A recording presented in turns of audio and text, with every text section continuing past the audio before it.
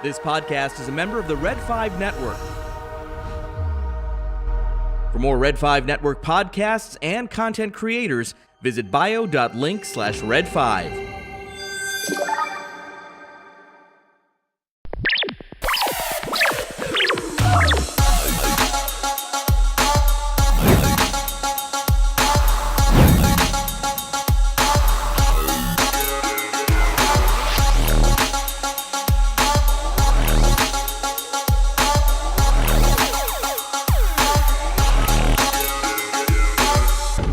This station is now the ultimate power in the universe.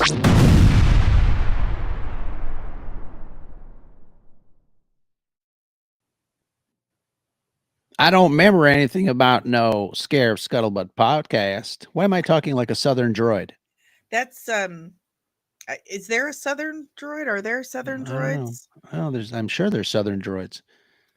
There has to be. But either way, they are not the droids we were looking for. No, absolutely not. Welcome everybody to the Scarif Scuttlebutt podcast live edition. I got my friend Danny from Comics and Boop here to join us. Talk a little Star Wars, a little Skeleton Crew. How's it going, Danny? It's going. We're getting all geared up for Christmas over at the DePriest Sanssouci home. So very nice. You know, the end of the month kind of snuck up on me. It's I'm looking at the calendar. It's the 21st already. It's crazy. Mhm. I had a box, and again, I'm very bad at going to the post office. I have a box here that I was going to send Brad a couple of things, and I'm like, you know what? I'll send it. It'll get there before Christmas. It's not going to happen now. I was thinking of, because I'm really bad at marketing myself. Really, I really am, and I'm really terrible about, honest to goodness advertising. That I do have merch and stuff, or merch stores, and I thought, today I should like throw out there, like, need a last minute Christmas or Hanukkah gift. Yeah. The Etsy store. I'm like, why would I do that though? They're not going to get it for like 2 weeks. I should have thought of that back in November. So yeah, absolutely. Oh well. What is up, everybody in the chat? Skywalker's Academy is present. Thank you for hanging out, and hopefully we'll get some more people in. Briefly, I was going to talk to Brad about it. Brad is at home taking care of a family, so that's cool. But as he should. I was going to ask you, but I already know your answer. I was going to ask Brad about the Superman trailer, and I know you did a big stream on it. You were up and talking about it bright and early. You still like it? Yeah. I look, I like to think of myself as a relatively objective person, or objective nerd. There you go. Objective reviewer. I really try to compartmentalize or take myself. Oh, you know what I mean? Like, just separate myself so I can watch it for what it is. And I think it's objectively a good trailer. What we've seen, it's objectively good. And I know it didn't really do much for you. I know you don't think it's like just bad, but you just kind of, didn't do the thing for you. Right. But for those people that just really don't like it, I'm struggling to see why. I don't understand it. I think it's really good. The music really added to it, like really added value to it. I felt it. I felt an emotional response to it. I was immediately emotionally invested. It has a cute pup. Sure. So the shot where the kaiju is behind that oblivious little girl who somehow doesn't know there's a giant dragon monster kicking a bunch of construction equipment at her. But they look like large Legos. They look like huge Legos. And then there was a big leg, and then a bunch of gas tanks, like oxygen or hydrogen or something, come crashing through. And Superman slides in behind her and protects her with his body. It was a really beautiful shot. I thought it was absolutely great. And I know a lot of people are complaining about how Nathan Fillion looks as Guy Gardner, but newsflash, he's supposed to look that stupid. He's supposed to look that dumb. And I didn't know it was him. yeah. Yeah, Yeah, it's Guy Gardner, and you've got Mr. Terrific and Hawk Girl, Ultraman, Metamorpho, Lex Luthor. Nicholas Hoult is a really strong actor. I'm a big fan of everything he does, so yeah. I'm certain. And listen, he's already got his villain story. Robert Pattinson beat him out for Batman. David Cornsweet beat him out for Superman. Sure. What's left? Lex Luthor. Lex Luthor, and that's fine. I think I think for a lot of actors, I've heard them say that playing a bad guy is a little more fun. So kudos to him. And Loki's got a comment here. It says he feels like it's too many characters. I kind of feel the same way. I think I wanted to see, I wanted to be emotional. I wanted to be as emotional as the rest of you guys that really enjoyed the trailer. But I watched it like 3 times and I really got nothing out of it. And I think a lot of it really has to do with, obviously Christopher Reeve set the bar pretty high. That's our Superman. I really love Henry Cavill as Superman and what he did in the Snyder movies. So, I have that to compare that to. And so far, unfortunately for me, it seems like, this Superman seems like he was pulled from the C2E2 main floor of cosplayers. But we'll see. I can see the too many characters. I can. In fact, I did tweet at James Gunn a while back, like, Jesus, is there going to be enough screen time for Superman in his own movie? Right. Like, you've got so many characters. But James Gunn is really good at writing for ensemble casts and making each character feel like I felt like in the first Guardians of the Galaxy film that Peter Quill was the main character. It felt like his movie. And then Guardians 3, Rocket felt like it was his movie. He was the main character. Yeah. And as much as James Gunn respects or says that he respects his character and wants to honor the memory of his father with it, I would hope that he would take that seriously, that this is Superman's movie. Let these other miscellaneous characters just add value to that as a support to the main character. If not, then we do have a problem on our hands. Sure. Yeah. And I think I feel a little better about it. You're right. He does write ensemble characters very well. Movies. And Skywalker Academy says, let me put up the other one here. He says the dog up the trailer for the heartstrings to be pulled. And I was very surprised. I didn't know what to expect going into Guardians 3 and the story with all the animals. I know they were CGI, but the emotion that he infused in the writing of those characters, the emotion that I guess he pulled from the actors voicing those characters. Yeah. I think I was really, really pleasantly surprised at how good that felt, in the movie theater at Guardians 3. So he wrote me a new one with that movie. Yeah. My daughter had to get up and go to the bathroom because she was so overcome with emotion. She was crying so hard. She couldn't take it anymore. She had to go to the bathroom, take a break, and then come back. Yeah. So, that being said, I guess, the proof is in the pudding, obviously, when it comes out in July of next year. So we'll see what happens. First impressions, can be wrong sometimes, but I'm still, Hey, The Acolyte had a great trailer. Yeah, totally. We were excited. Yeah. Loki's got an interesting question though. At what point does emotional connection become emotional manipulation? When you have a very abusive boyfriend. Wait a minute. Where are you going with that? But I mean, Loki has a point, but I will say that, I don't know, emotional manipulation and connection.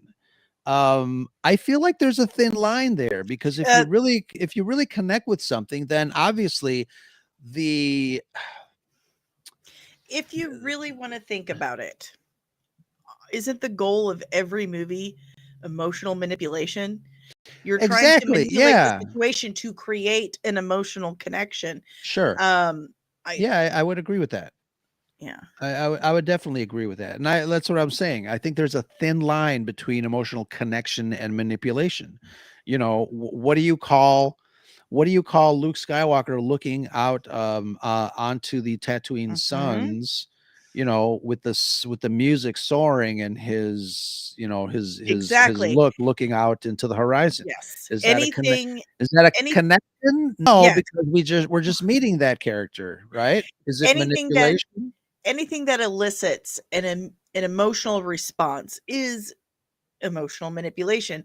It comes across as a dirty word or a dirty phrase like Mhm. ooh, manipulation, but Right. it's really just using something to change it or elicit something.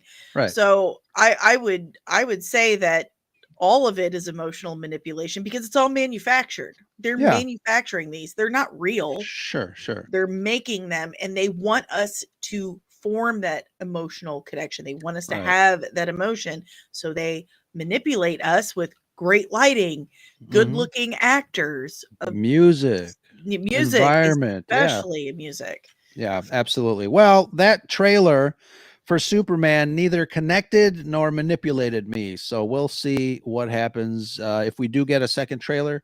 If Super anything Bowl. happens. Yeah. Super Yeah. Bowl. So we'll see. And absolutely, Skywalker's Academy. Many of the truths we believe depend greatly upon our point of view. I think I've heard someone say that somewhere in the past. Absolutely. I think I've heard that somewhere before. I think you're right. Yeah, Can't put my finger absolutely. on it. Yes. But yeah, thank you guys for kind of chiming in on that. We'll see again. You know, Superman obviously is a character that is decades old. Almost 100. Almost 100. So you know, he's been around for quite a while. He'll probably continue to be around after this reboot is rebooted. So we'll see. I wanted to get down and dirty and ask you really about Skeleton Crew. We're going to be talking about episode 4. We are halfway through the series, and one question for you, Danny, Mhm. and then I'll pose this question to the chat as well. You talked about how the Acolyte had a really great trailer that kind of elicited some sort of emotional response. We were really excited here at the Scarif podcast to really dive into the show. Um, the Acolyte came and went. We had the trailer for the Skeleton Crew, which also elicited a response. Mhm. Space Suburbs was the talk of the town. But I wanted to ask you, and I'll ask the chat as well, what are some of the things that have surprised you with this show, with this series, now that we are 4 episodes in? Jude Law for one. Um, I know he's a good actor. I in the sense that he's been around a long time and everyone knows his name, so clearly he's doing something right. Sure. But I was kind of on the fence on bringing a big name like that into Star Wars. Star Wars has always kind of been. You didn't have the big flashy. It wasn't mainstream like that, I guess, Right. is what I'm trying to say. You didn't have the big name actors. It was virtual unknowns. So I was a little nervous about that. And I had heard things when I was out west about a year and a half, almost 2 years ago now. When I was out west and I was talking to the people that worked on this, they weren't excited about it. They didn't have a lot of wonderful things to say about it. So it made me pretty nervous. Like, oh, great. Well, if the people working on it thinks it's a big stinker DOA, then, what hope do I have? But like I told you, they had plenty of time between then and now to rework things, to retool this or that Mm, and make sure. changes to make it better. And some of the issues they seemed to be having were And this is something Star Wars Meg and I pieced together, because I had one half of the conversation and she had the other. We were like, holy crap, that makes sense. Mhm. Apparently, Filoni and Lucas got into it big time over the Star Wars holiday special. And Filoni had to recreate that whole circus hologram and stuff from scratch. And that was a real bummer for him. And George Lucas was just playing dumb the whole time, when actually he buried every last shred of evidence of Yes. the holiday special. He Right. hates it so much. But I wasn't really expecting to enjoy it at all. What has really, really surprised me more than anything is how it has manipulated my emotions Mhm. into feeling like an 8-year-old kid again. Sure. Watching this movie, it takes me back to probably every single Amblin Entertainment film I saw as a kid, and Star Wars. It makes me feel like I did when I watched Star Wars as a little kid. It just, and you, there's not much that you can very specifically put your finger on and say, yeah, it's absolutely this. Right. It's an all-encompassing vibe. The music, the camera work, the story, the Mhm. how the kids are acting, Yeah. all of it. All of it. Like in episode 4, when Jude Law get, the other, I can't remember the name of the other, there was the Troiks and the other guys. Oh, And right. when they showed up and pulled their guns on him, he's like, "You know what? Just take me. Yeah, just shoot Just me. Just shoot me. just shoot me." Yeah, That's a very 80s kind of kids movie thing, that mhm, humor. It was sure. just, I'll go on And, for an hour, you know it. when talking about Jude Law, I mean, one of the things that Brad and I always discuss is how we would feel if a big star came into Star Wars. And you think someone like, I don't know, Tom Cruise, you know, you Mhm. you look at a show and say Tom Cruise is in Star Wars, and then you don't look past the fact that it's Tom Cruise in a Star Wars. Exactly. But I think there are certain characters, and I think I'm going to put Jude Law into this.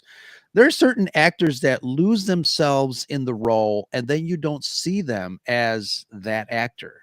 I don't feel like Tom Cruise. Tom Cruise is always going to be Tom Cruise in whatever movie he's in. That's how I feel. I'll But say the only time he was not was in Tropic Thunder. okay, yeah, for sure, for sure. But I think Jude Law in this specifically, and I think that's one of the things that really surprises me, is how wonderful he's treating the character, the Yes. lines, the script, the environment, the interaction with the kid actors. He has been a bright spot in Skeleton Crew, and obviously when this stuff comes up, it does make you want to kind of revisit some of the other projects that Jude Law has, or an actor has been, if you're liking Mhm. the performance of said actor. So that is one thing that surprises me, is how great Jude Law is in this. The other thing that really surprised me too, and I wasn't sure that I was going to like the child actors. Mhm. And because, for the most part, a lot of adults just don't connect with child actors. But for some reason, the dynamic between the boys and the girls in this series has been pretty phenomenal. I Yeah. like the way the boys' relationship is, and then the girls' Mhm. relationship. But then when they're thrown in together, and I can see, a certain growth, I can see a certain vulnerability that each group Mhm. kind of shares, and they're slowly starting to bring it out. The, uh the kid who's playing my son, Neil, Robert Timothy Smith, that kid is absolutely killing it. Yeah, He's working in a suit. Now, he's not wearing a full suit, because that would just be unusually cruel to put a kid in that. Listen, I have done prosthetic makeup. I've worn full prosthetic makeup for like a couple of hours, and I was wiped the whole next day. I was a sure, yeah. completely useless person. It And that weighs made me down on you, yeah. it made me think, like, I couldn't imagine having to wear a full suit or working a full day like this. And yes, we have special rules and laws for kid actors, thank God. Um, but that kid is having to wear an apparatus Right. and hands, and he's able to really emote with his body and with his speech really, really, really well. So much that he has really, really grabbed the majority of the Skeleton Crew audience. Like, everyone is so invested in Neil. Right. Neil It's Nation. Neil Nation.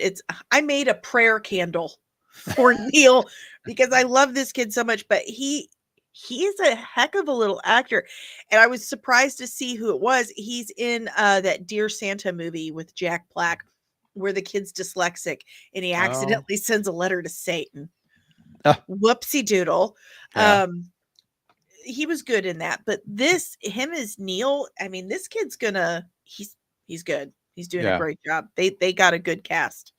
They really do. Again, like I said, I'm very surprised at how much I'm enjoying the cast, Jude Law and the kids. But Mhm. let's get into a little bit of the episode. So I like the fact that each episode, starts immediately, when the previous episode ends. So it does Mhm. seem like, when it comes time to binge all of this, it does seem like it'll be a nice little One compact big movie. movie, one Yeah. big movie.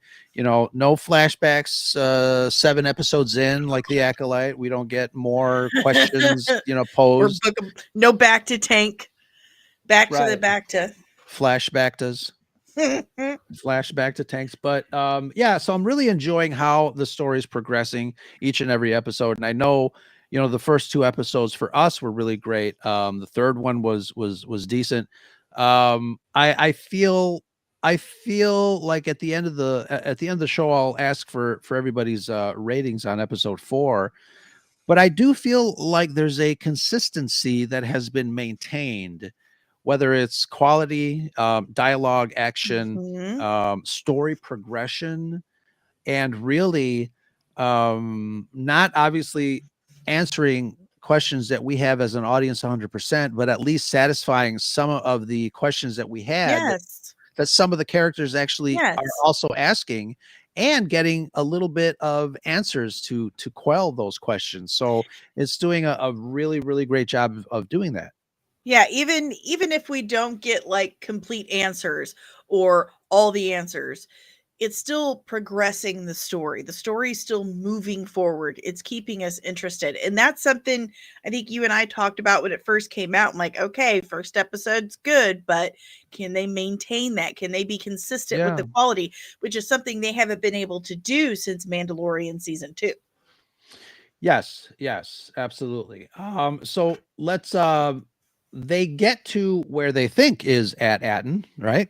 Mhm. Um what do you think of there's so much speculation going on with these planets, failed social experiment, similar planets, everything is the same. And I like when they first arrive to this planet, the kids come out and they land in what seems like to be a park. There's like a little Mhm. merry-go-round that looks like it's abandoned. Mhm.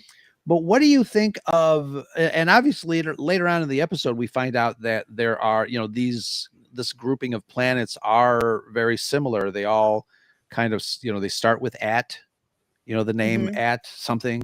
Um, So maybe we need to figure out what the word "at" means, what it sure. stands for, Yeah. and that will.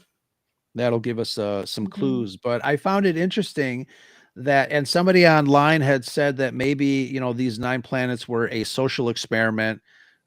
This one obviously is a failed social experiment. This planet, Mhm. obviously, there's no one there. There are, wars that are happening between the 2 factions and stuff like that. I was a little worried too when they landed and you saw like an army of kids, and I'm like, "Oh, more kids." But ple kind of pleasantly surprised when the adults showed up. Like, I think, even I worse, they were French kids. yes. So funny. Remember the episode in Clone Wars, where they went back to Hera's planet and then they were all fighting, um, the, um, the separatists? They were all French there too. Oh, that's right. That's Yeah. right. She So, originally has like a like a mildly little French mildly accent. French accent. Yeah. That thing Um that my whole family thought we were, but we're not. Yeah. So, they land and they think it's at Atten, but I At found it. Akron. I mean, I did find it interesting that they go into the house and they see, I think it's Neil's. No, it was Fern's duplicate house, Yeah. and the tree is a little more Too grown big. in, too big. There's a mention of that. So, do we feel like this planet maybe is older than I think they're all the same yeah, age. Um, I'm trying to find the names of all because they read off all the planets. The right. AI on Google says they're not explicitly named. We're like, well, I wish you were a liar because in episode 4 they straight said all of them. Um, but I think it was something to do with the old republic, and I think I have like half of a speculation on this really. Like part of me feels like they were some part of not the old republic, or maybe they were and it just kind of continued through, until the empire came along, and maybe the empire had nefarious plans with it. But if you notice, everyone who's in charge of anything, really, anyone who's actually doing any real work on that planet are droids. The Right. droid is teaching the kids, Mhm. the droid security bots, and all this stuff. So Meg had this idea that maybe the supervisor is a droid as well. And Yeah. that would tell you that, they're maybe being held prisoner there. They're being kept there for some kind of reason. I personally think that the supervisor is SM-33's former captain, and Okay. we're supposed to believe like some kind of Wizard of Oz thing that, pay no attention to the man behind the curtain. We're supposed to Mhm. think it's a droid, but it's actually a man who's hiding out there. I don't know. I'm kind of torn on it. I think they're all the same age, but all the other planets were destroyed. All Mhm. that was left was at Atten, so they got a Right. little extra with protecting it. Sure. I normally I can watch something and, give me an episode and I've got an idea. Got a really good idea, can figure it out. This one I'm guessing a bit. I Yeah. and I don't mind And that. I like that. sure. And I think that's what keeps me wanting more. I mean, this last Yeah. episode seems like it was a little on the short side. And that's another Mhm. issue I have with these Star Wars shows, that they're not Oh, yeah. fully, 50 minutes long at least. But there's a scene where Jude Law's character goes into a room on the planet and he starts sniffing around. He sees all this stuff and he does pull out a bag of credits, and they're the same old Republic credits. I wish we had a High Republic expert on the panel or in the chat regarding that, because I think, because of the great work, and I said this on, Yes. another show, they refer to it as the great work, Mhm. singular. Mhm. And in the High Republic books, they are considered the great works, plural. So, Ah. does this group of planets precede the stories of the High Republic? Do they go even further back, That's a really good because of that? question. I mean, if you think about it, these kids, like, when the first episode, he was supposed to take his placement test. He's Mhm. like 9, 10 years old, and his whole life is getting ready to be mapped out for him. So Sure. everyone has one specific job that works towards this one specific goal. There is definitely something going on Yeah, that they everybody's an are. analyst. Everyone's an analyst. What do you, Yeah. like the kid said, what are we analyzing? What Right. what what are we working on? But everyone's working on the same thing, just different parts of the same whole. Right. So, and there's little things I think they toss out to kind of drop little hints, like when in this last episode, when brought up, or was it my sweet boy Neil?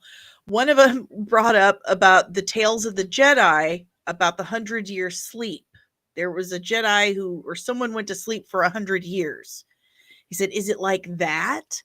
And I was like, I'm going to hang on to that one because Right. that was I remember kind that of one. a Yeah. random thing to say. Sure. Yeah. Yeah. I don't remember that one. I want to talk briefly about the technical aspect of some of these episodes. I'm really loving the fact that, it does seem like they are getting the hang of working within the volume and with practical stuff. There's a nice little mixture. The visual texture of this series is really different. Obviously, I think if you take a look at the directors list so far, they are, If you say her name, I will won't. scream. I will not say her name. I will not. I'm here for you. I'm protecting you. Okay, good. Anyways, these credentials for these directors so far have been pretty good, and it does seem like they are veteran filmmakers, and not All but one. and someone that is knows how to handle the craft of storytelling in this medium. But I'm really I'm really impressed at the visuals. This gives us a similar feel and vibe to one of the aspects of Star Wars that I really enjoy, and it's that used universe. Yes. One of the things I complained about during the Ahsoka show was that everything looked like it was just off the rack at Ross's or Target, and nothing had dirt on it. Everything was like brand new. Well, And maybe Ahsoka is she just really appreciates a clean home. yes, could be. Sabine certainly didn't, that messy little.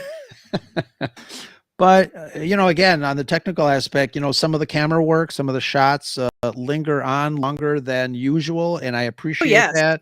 There's just a lot there in the frame to really, sink your teeth into, or your eyes in this case. Like when they went to Kim's moon and they were walking across the moon. That was a really pretty shot. Really pretty shot. Yeah. And I think, one of the things that I missed about Star Wars on the small screen were things like that. The Obi-Wan Kenobi series had like maybe a few of them, but there was nothing that I can, a lot of times when I see shots, I'm like, oh my God, this could be a painting I can hang on the wall. And I think that's what I was missing. But the shot of the skeleton crew walking on the moon in the previous episode is probably one of those for sure. I really feel like this show is, even though it's a mostly child cast and they said it was going to be kind of a kids show, I feel like it's the show out of all of them that is most geared towards us. Those of us that were children when Star Wars came out and fell in love with it. It really feels like that to me. Yeah, absolutely. I think it does. What do you think of the older kids that are on this planet? Obviously they are warriors, the Troiks, I think. Yeah. And let's see, Hatan is what's the name of that? Hatan. That's the other group. The girl, the head of the chief of the Troiks' daughter, who's supposed to take it. I felt really bad for her. Her connection with Neil, Neil teaching her about diplomacy basically and kindness was really sweet, and it really broke my heart when he was just pleading with her to leave her father and all this nonsense and come with him to At and he's like, but At is peaceful. We don't have to fight each other for food. Like, it really tore my guts up. That was a really good but she says, no, I'm going to stay here because I've learned something from you, and one day these people are going to need me to lead them, and I want to teach them this stuff. I can't do it now because my dad's in charge, but one day I will be, and I'm going to take those things and use it. Yeah, I definitely feel that, each episode has a character that is featured heavily. And I think this one definitely, was almost like Neil's episode. It was Neil's coming out episode.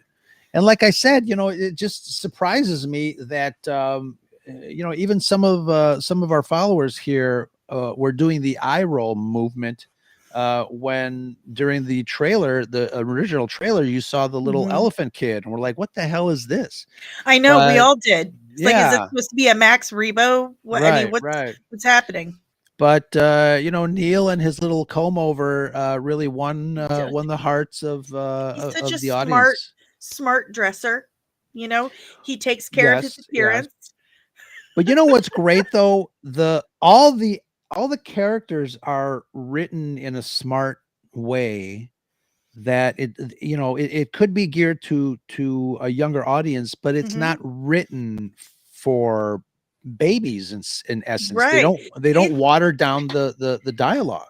See, that's the thing about shows and movies when we were kids. Yes. I was trying to hit the mute button, but I didn't do it fast enough. Um, pardon me. When we were kids and we had kid shows and kids movies, they didn't talk down to us like we were stupid. They Right. just talk to us in our language, but not Sure. down to us. Yeah. And there was a specific formula that was needed for these child ensemble casts. Mhm. There was a specific formula. And you saw it in Goonies, Stand By Me. You saw it in everything that had an ensemble child cast.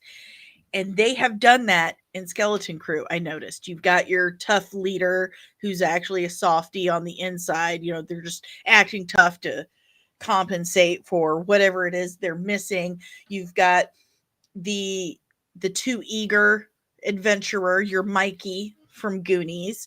Right. You've got your look. There's a little bit of a chubby kid. There's always a chubby kid. You need the chubby kid because You do. the chubby kid has got to learn to love themselves, Right. and that doesn't define them. That's important. And you've also got KB, who is the disabled kid, but she's really, really smart. See, you don't Sure. just need your physical attributes to get the job done. Sometimes you got to use your noggin, and that's what Yeah. KB is for. Yeah. You've got all. I think they all shine in a very different way, and I think that's what is making this show so enjoyable for me, Oh, especially with the absolutely. kids. They're amazing actors. They're Yeah, amazing little actors, and they're doing yeah, amazing together. And I'm going to have to call my friend and be like, I need you to call your other friend because I need to yell at him about telling me how this show was going to suck because these kids are amazing. yeah. And I They want to are. adopt little, Neil right now. You and everybody else. The Yeah, Star for Wars sure. account said I could, so it's fine. It's funny because everybody was complaining about and I hate this term, the girl boss character. She's not a girl boss. And again, you mentioned, with for anyone who has seen, adventure movies from the 80s, I mean, Mhm. that archetype is all over the place in the 80s. Oh, yeah. That's what we invented that. You're welcome. Everyone needs the tough girl with the chip on her shoulder because eventually she's going to melt. She's going to warm to whatever is going on Sure. and Yeah, soften. That's it. That's the word I'm looking for. Words are hard, kids. Words they are are hard. hard. And it's, Superpowers or disabled. Skywalker Academy says that the headband is suppressing KB's force ability. That's a very interesting hypothesis. One of the things that I really enjoyed about Fern, and it's something I think that I was waiting for since she became the captain of the ship, Mhm. and really, I really fell in love with the name of the ship. I can't think of it now. It's The the something Onyx Cinder. That's it. That's That's that's it. a kick-ass name. It is. But I was expecting a certain vulnerability from Fern, and I think we got it this episode. We did. She was unsure of her captaincy skills. She was unsure of what she was doing, and again, I think the dynamic between the boys and the girls. I think we're starting to get that melding of the two groups. You said you saying that reminded me the very first episode when the boys and the girls are at odds, the way they are interacting, that's kids. That Yeah. was kids to a T. The boys and girls are always one. We're grouping up, and no matter who you are, I'm going to defend the girls from the boys, and the boys are going to defend the boys from the girls. They're always going to team up against each other in those situations, especially if you find something really effing cool in the woods. Sure. And for all the people out there like me, who grew up in an area where there were woods, if you found something cool in the woods, you went and found one or two maybe friends, and no one was to tell anyone else, because if anyone else found out, they're going to come and claim your cool thing that you found. Exactly. That's how Yeah. that works. Absolutely. Girls have cooties and boys are stinky. Thank you, Skywalker's Academy. Absolutely. But yeah, so those are some of the things that I'm really enjoying about the show, about the series. But again, getting into, the tail end of when they went to Kim's little Mhm. library and Love the Kim. information that they found. Yeah, she was wearing kind of like a Count Dooku She was. thing. So I She thought that was was. cool.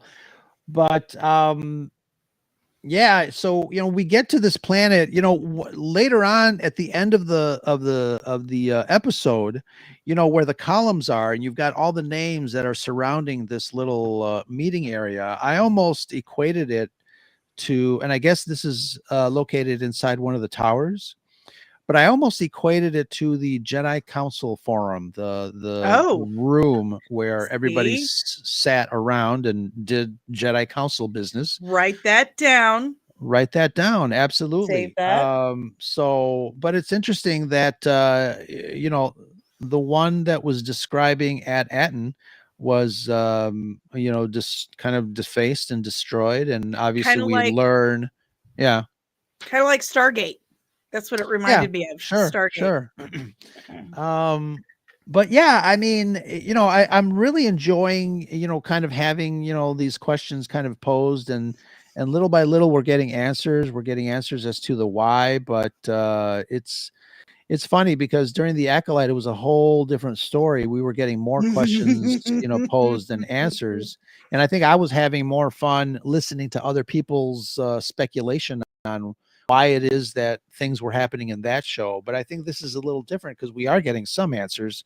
The story is moving forward, and looking forward to the rest of it, obviously. Oh, absolutely. Like, why couldn't I have done the watch party on Skeleton Crew instead of Acolyte?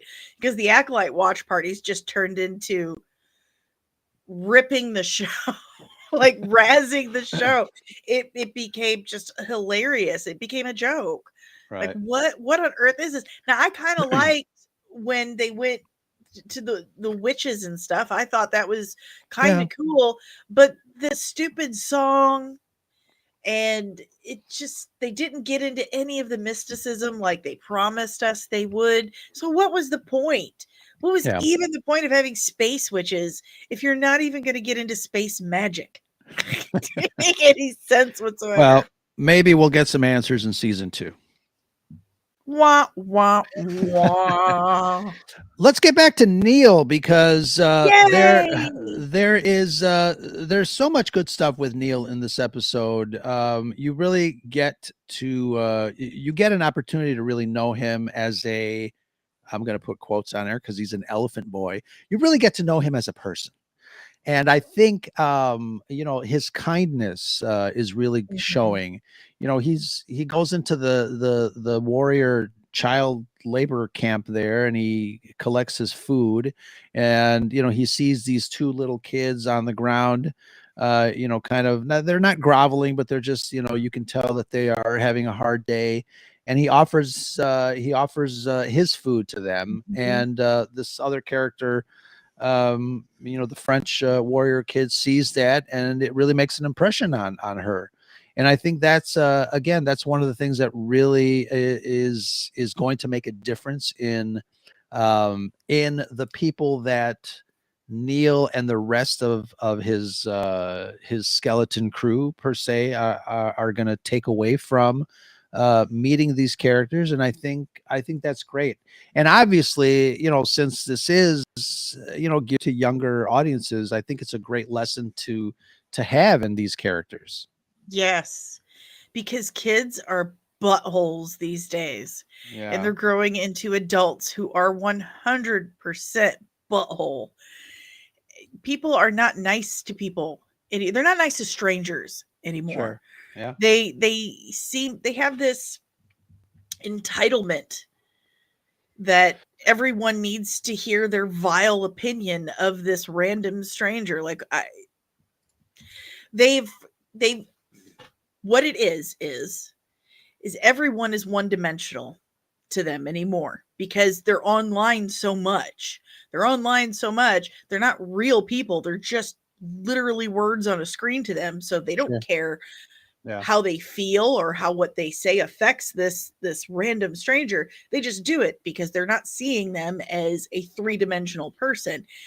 We don't have enough media that shows stuff like what Neil did in this episode, that being kind to people you don't know is one of the most important things you can do. Yeah. That's what defines you. That shows your character. Just be nice to people. That's what that is empathy. That's acknowledging that that person is a totally separate entity with their own thoughts and feelings, has their own stuff going on. Sure. And so who are you? Who are you to add to that and make their day worse? Like, why would you even do that? Sure. So teaching that lesson to show that everyone has their stuff going on. You may have it better than these people do. So why not try to lighten the load a little bit? That shows your character. Yeah, absolutely. Like I said, I think, these characters are written fairly well. I'm kind of scrolling through the episode here too, but there is again, I can't get over how rich in texture the visuals are, the environments. Like I said, it really does seem like they're getting a hang of using the volume with practical. There's so much stuff in the foreground, in the midground, and obviously the background is really great to kind of absorb. There's a lot of kinetic energy with some of these shots. When they arrive at the camp, there's this wide shot and the movement is just so smooth. You can kind of see them walking in the foreground as small characters. So these are obviously things that I really, take notice when I watch these shows. And again, something that I have been missing for a while. But the set dressings are fantastic. Puppets. But puppets are back. We back. have a lot of crazy aliens. Yes, I was going to ask you about that. There's a lot of crazy aliens from the beginning. There's a lot of crazy aliens. They didn't absolutely love it. They spared no imaginative restrictions on what do we put. Thank you, practical effects team. Thank you, special effects. Thank you, puppeteers. Thank you so much. You are so needed in this industry. Never go away. I really hope they continue using them because it looks great. It looks wonderful. It feels more tangible for us when it's more immersive. More tangible and more immersive when they use these puppets. I mean, that's what we loved about Star Wars when we were kids. Absolutely loved it. That's what we loved about the Ewoks, because everyone loves Ewoks. Sure. Everyone. I don't care what you say. You love Ewoks. Absolutely. Absolutely. Yeah, it's been really fantastic kind of getting getting to know these characters.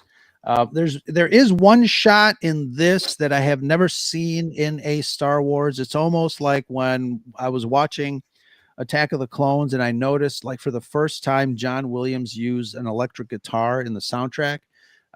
So visually, when the droid, what's the droid's name? SM-33. When he basically starts to remember that he's the one that destroyed the information on that pillar regarding At-Aten,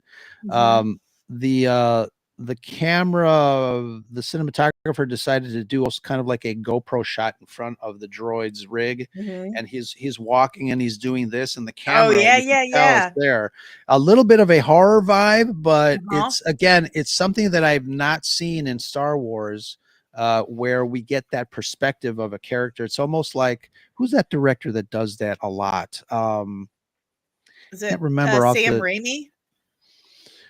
Sam maybe Raimi does a lot of maybe. shots like that, but it felt like to me the reason why they did that, pardon me, it's kind of like when you see a shot and you realize it's upside down, they're looking at a reflection that's upside down, and then you Mhm. pan up and you realize that it's a trope to let you know, or a tactic to use to show you that what you are seeing, what you have seen, isn't what's really going on. Like it's Sure. not what's really happening.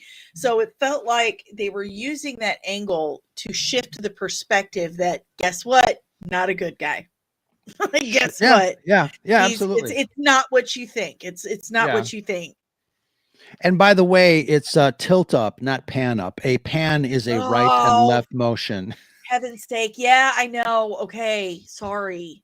But it's okay because in a Jurassic Park behind the scenes featurette, Steven Spielberg does say pan up. So whatever.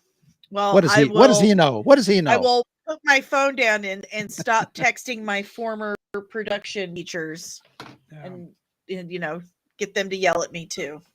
So obviously, halfway through this series, you really start to get a feeling of, again, we use the term with a lot of some of the newer Star Wars stuff, including some of the animation, found family. And Mhm. we are really starting to see a lot of that, especially in this episode.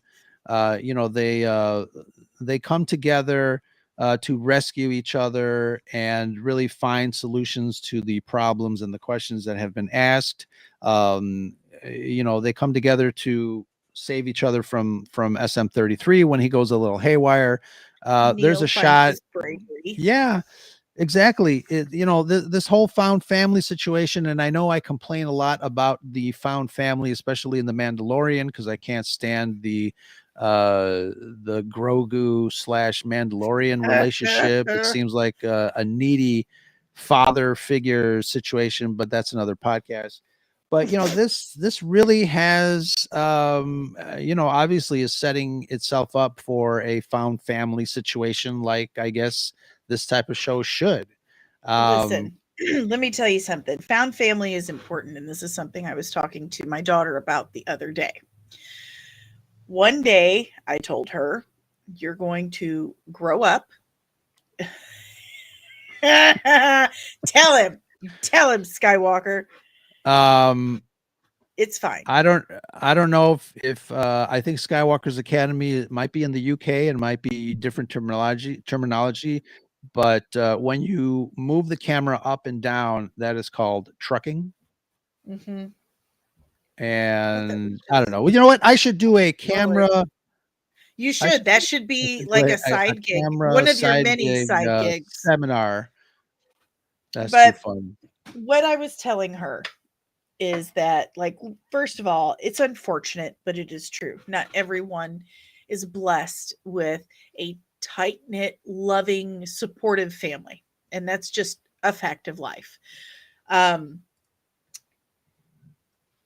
the examples I used with her were, I have a friend, I have a couple friends that, friends I grew up with in Shriners Hospital, friend that I met in middle school, and that person is my family. That is, she's no longer my friend. She is my sister at this Sure. point. Yeah. She is 100% my family. I named my child after her.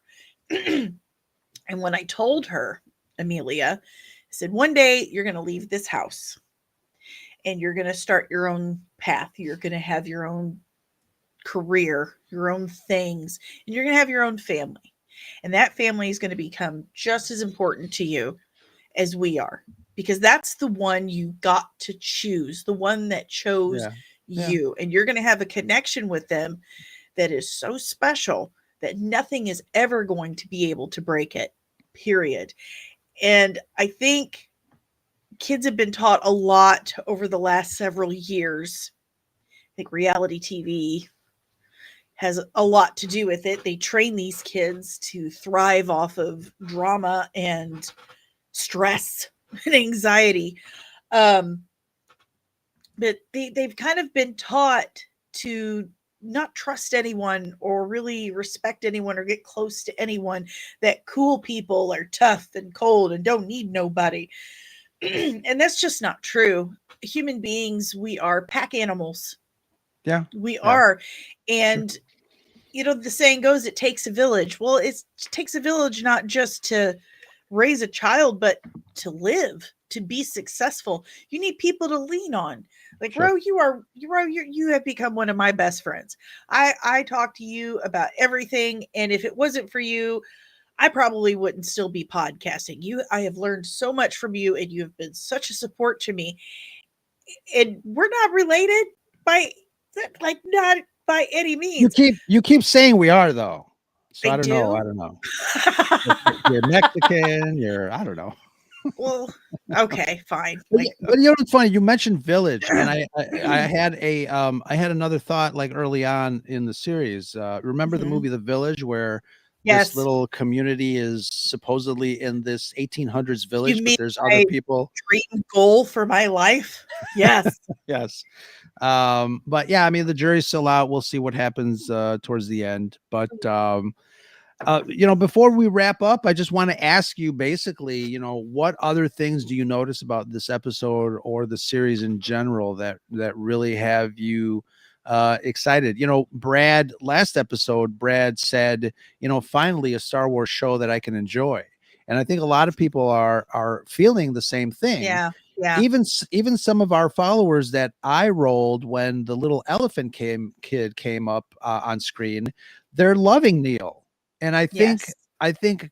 big credit to the team that basically, gave us this series, because I think, we always talk about how Star Wars is kind of in a weird place, but I think this might, go a long way in trying to maybe redirect the direction that Star Wars was going into. I I don't know. agree with you. I agree with you. I think it's very telling that Disney has finally said, okay, we admit it. Nobody watched The Acolyte.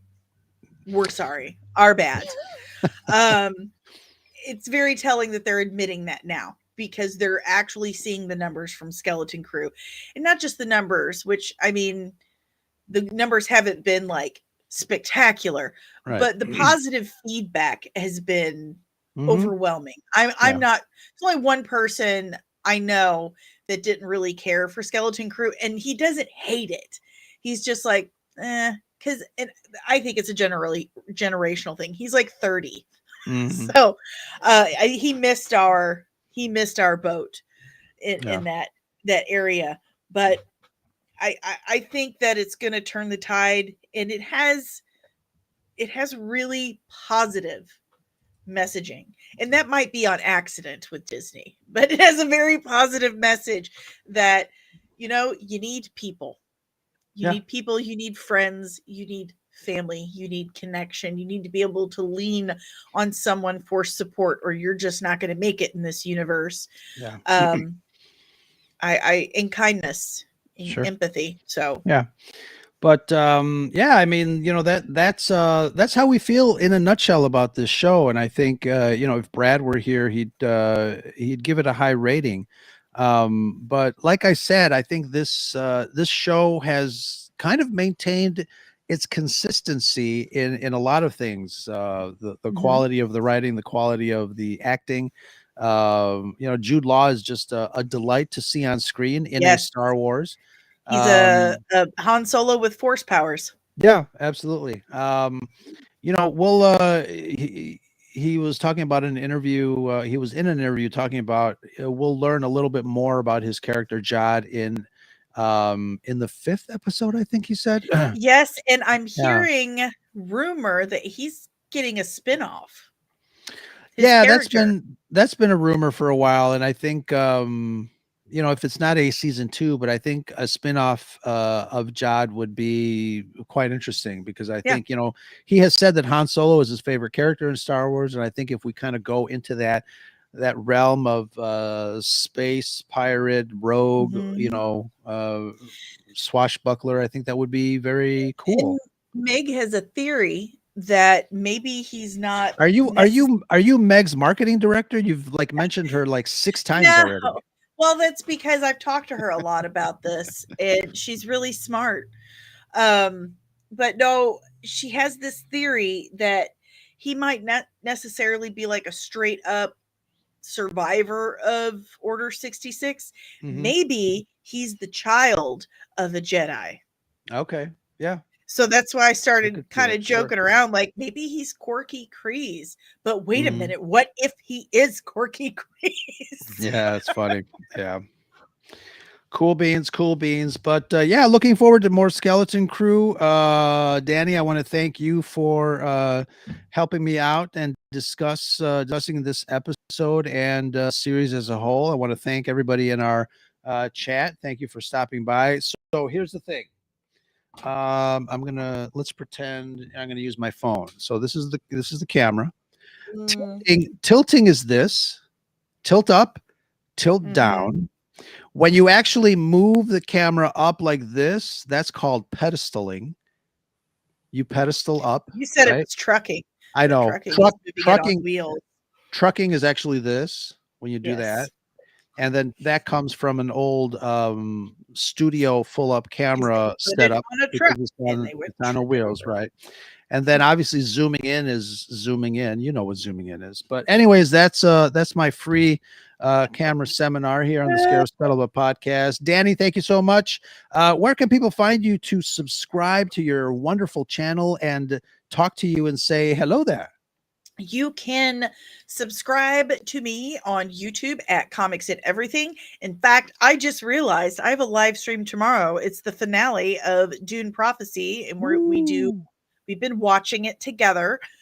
Tomorrow, Sunday at 8:45 Eastern. Forgot to advertise it. Gonna do that immediately.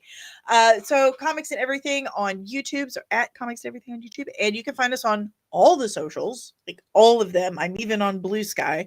So you can find me on all the socials at basically, comics and. So just look Very for nice. me. Very nice. And I heard that they have already greenlit a second season of the Dune show. Yes. It's a Yes, Christmas very exciting. miracle. Yeah, very exciting. Yeah, I'm enjoying the show. I didn't enjoy the first movie. I have not yet finished the damn first movie, I but just can't this handle is you really sometimes. good. This is really good. But again, Danny, thank you so much. And folks in the chat, For having me. make sure that you visit her and say hello to her often, and give her some crap from time to time because she really needs it. And hit the like button on your way out the door. Hit the like button, and thank you again. But both Danny and I are part of the Red 5 network. If you want to head on over to bio.link/Red5 to find some more Red 5 network nerds, we are there. But if you have any thoughts, send us an email at scarifscuttlebutt@gmail.com, or if you wanted to contribute to the conversation, head on over, pick up your phone, and dial 773-234-8659. That is the Scarif Scuttlebutt hotline. Until next time, that's Danny. I'm just Ro, and we'll have some more folks join us next week and talk about episode 5, whatever the name of that episode is going to be for Skeleton Crew. And we have a very special Christmas episode on the Scarif podcast coming up on Wednesday. I think Christmas is Wednesday, right? It is. It It is. is. So I talked to Cam Ray, and we sat around the cafe and really talked about some of the things that we are grateful for. It being Oh, a Christmas show, and he does something very, very special for us and our listeners at the end. So please tune in to that. That is going to drop on Wednesday, a special Scarif Christmas special. what a treat. I'm Very, fangirling a little very bit. I love Cam. Yes, Cam is wonderful. But again, thank you, Danny, and thank you, chat. You guys have been wonderful. Make sure that you don't pan up and you tilt right. Until next time, this is Ro, and that's Danny from the Scarif Scuttlebutt podcast. It's always sunny on Scarif, and that is the Scuttlebutt. Talk to you guys later.